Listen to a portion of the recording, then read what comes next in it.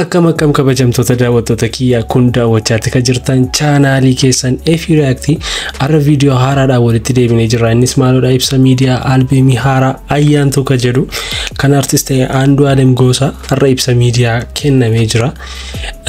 Yeroo inni sirba kana hojjechaa ture keessatti wantoota inni keessa darbee fi albeemii kanas yeroo bootti maaltu akka jiru afaan saarraa dhaggeeffanna jechuudha. Haga dhuma viidiyoo kanatti na waliin turaan affeerraa kiyya. Maatii kanaaf haaraa warra taatan chaanaalii kana subscribe gochuun nutti makama.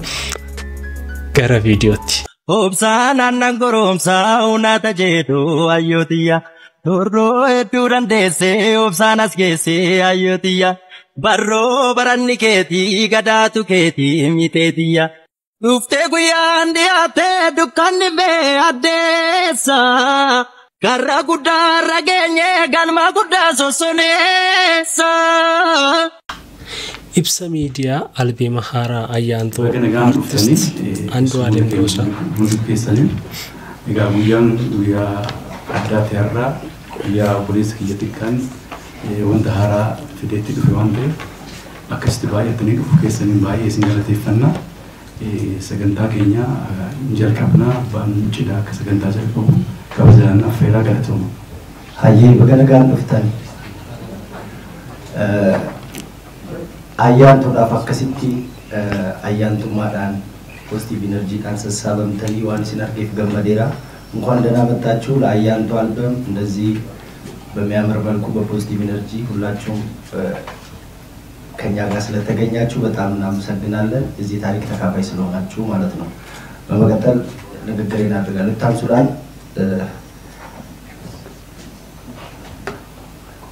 ዋናኒ ለበርሱታም ሰኮኒ ይቡፋ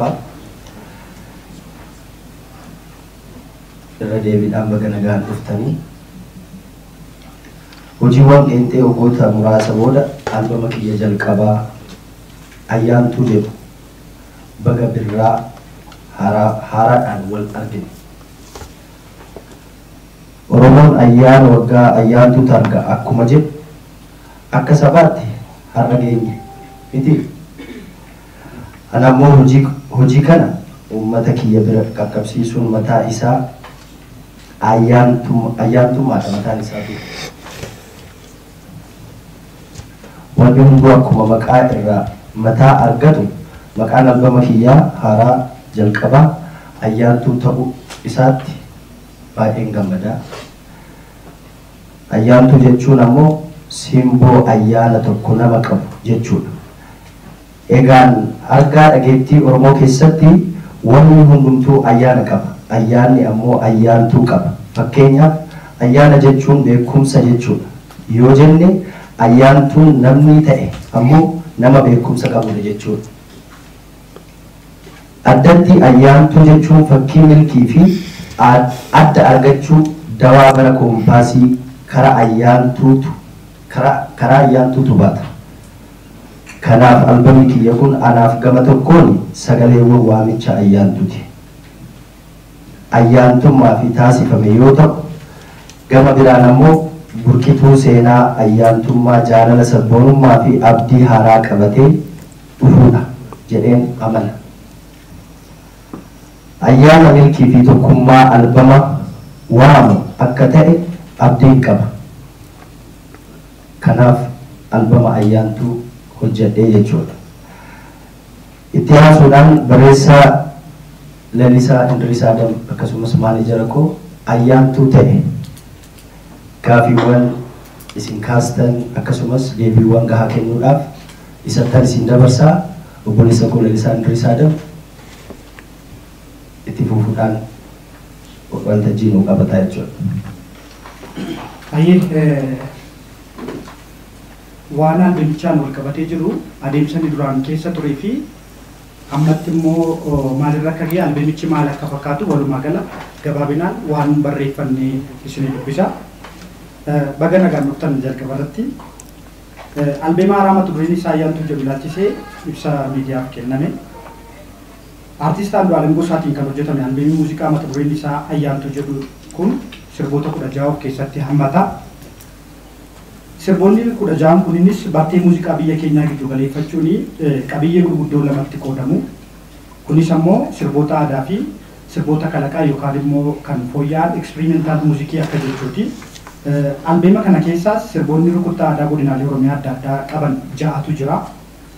Isaanis bifa bareeduu danda'anii walaloo haaraa fi yeedaloowwan miidhagootiin kan qophaa'anidha.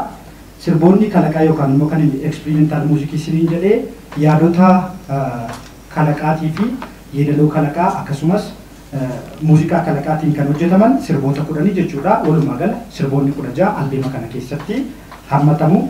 Sirboota 10 kalaqa keessa jiran keessaa akkamittiin aadaa uummata keenyaa gara addunyaatti bifa hawwataan mul'isuu akka dandeenyu, akkamittiin qaroomina uummata keenyaa, ogummaa uummata keenya durii dhaadheessuu akka dandeenyu, akkamittiin gootota keenya barsiisuu, seenessuu akka dandeenyu ta'ee kan hojjetamee fi baay'ee bifa hawwataatiin kan qindaa'edha jechuudha. Albeemni ayyaantuu jedhu kuni ulaagaa muuziqaa guuttachuun indaastirii muuziqaa addunyaa keessatti dorgomaa akka ta'uuf ogeessota muuziqaa hedduu hirmaachise. Isaan keessaa gama qindeessummaatiin Ifreem Birqinee, Miikii Jaanoo, Iyyoob Baalchaa, Anteenee yookaan Abbuuzii fi Endii Beetezeemaa faatu irratti qindeessummaatiin hirmaate akkasumas miiksi gochuutiin jechuudha. Gama muuziqoota 16 kan ammoo ogeessa muuziqaa beekamaa Abagaas Shoyitaatiin maastariingii isaa hojjetame. Gama muuziqaawwan laayivii instrumentii adda addaa galuudhaan immoo Luhaan Maarii, Roobel Maarii, Zarihuunii fi Chaappiin fa'aa keessatti hirmaataniiru. Namoonni kunniin indaastirii muuziqaa biyya kanaa keessatti namoota maqaa gaariif ogummaa guddaa horatanidha. Gama walaloo fi yeedalootiin ammoo Lalisaan Diris, Abboomaa Margaa, Artist Ibrahim Mohammad, Mootii Abbaadaalee, Faaxee Anniyaa akkasumas Naahom Makuriyaa, Ifreem Birqinee, Zaaraa Birukii fi Isaayyaas fa'aa keessatti hirmaataniiru jechuudha. Artist Andu'aalem Gosaa hojii indaastirii muuziqaa keessa waggoota 8 oliif uummata wajjin erga wal argee yeroo gabaabaa keessatti artistii dhageettii qabu ta'uu danda'eera. Albeema hojjechuuf yaaduun isaa waggoota hedduu kan itti fudhateef dhamaatiiwwan waggaa 6 olii keessa kan ture yoggaa ta'u albeema isa kana yookaan albeema amma ayyaantuu jedhamee moggaafame isheen uummata qaqqabuuf deemu kana dura albeemni kan biraallee hojjetame kan diigame jira. Dhamaatiiwwan sana wajjin albeemni kun waggaa 6 fudhatee jechuudha. Walumaa galatti dhamaatiiwwan jalqabaa gammaatti albeema hojjetamuuf taasifameen maallaqni itti ba'e miiliyoona 7tti kan tilmaamamudha. Namasuma dhageessanittu qarshiin itti ba'e miiliyoona 7. Oh my god.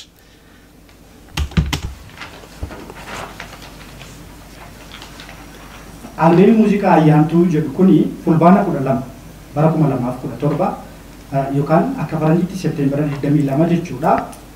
Pilaatfoormii muuziqaa jiran yuutuubii dhuunfaa Andu'aalem Gosaa dabalatee pilaatfoormiiwwan muuziqaa hundumaa irratti dilbata dhufu jechuudha. Sanbata guddaa fuula dura keenya jiru waaree booda ni qaqqaba. Albeemicha keessaa fudhatamuun muuziqaaleen agarsiisaaf yookaan viizuwalaayizd ta'an illee ni jiru. Isaanis kan uummata qaqqaban ta'a. Fulbaana 12 bara 2017 dilbata dhufu jechuudha. Waaree booda sa'a 10 irraa eegalee sirna eebba albeemni ayyaantuu bakka artistoonni Oromoo durii haga ammaatti aarsaa kaffalan hedduun jiran akkasumas artistoonni haaraan amma dargaggeeyyii ta'an jiran jaallattoonnii fi dinqisiifattoonni Andu'aalem illee bakka argamanitti hoteela Skylight kanatti ni eebbifama yookaan sirni egaa faayinaalee akkuma isin dhageessan albeemiin waggaa 6 guutuutti rakkatamaa ture. Albeemiin Andu'aalem Gosaa yeroo ammaa kanaa gadhiifamuudhaaf guyyoota muraasa kan isaa fuudhu akka isaan jedhanitti yoo ta'e dilbata dhuftu waaree booda sa'a 10 irraa kaasee albeemiin kun yuutuubii dabalatee pilaatfoormii jiru hundumaa irratti ganni lakkifama. Haga sanatti hundi keenya abdiidhaan ni heenna. Maarree egaa artistoota keenya ciccimoo aartii irratti gatii kaffalaa jiran bukkee akka dhaabbannu gamanumaan ergaa koo dabarsuun barbaada. Isinis yookaan ilaalaatti kan jirtan ammuma irraa kaasuudhaan chaanaalii dhuunfaa isaa kan Andu'aalem Gosaa deemtanii yuutuubii irra deemtanii sabiskiraayib gochuudhaan akka isin eeddan gamanumaan ergaa koo dabarsa. Ana waliin viidiyoo kabiraan haga walitti deebinutti nagaannaa jiraadha. Obsaan aannan goromsaa uunata jedhu ayyootiya. Torroo hedduu dandeessee obsaan as geessee ayyootiya. Barroo baranni keetii gadaatu keetii miteetiya.